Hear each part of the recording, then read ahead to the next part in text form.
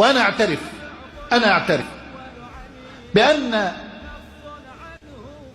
كثيرا من علماء أهل السنة لا سيما في العصر الحديث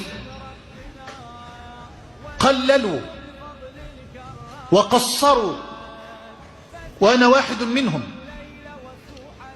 في بيان مكانة آل بيت النبي لأجيالنا المعاصرة. يعني قلما تحدث واحد مثلي من طلاب العلم عن آل بيت النبي صلى الله عليه وسلم، قلما.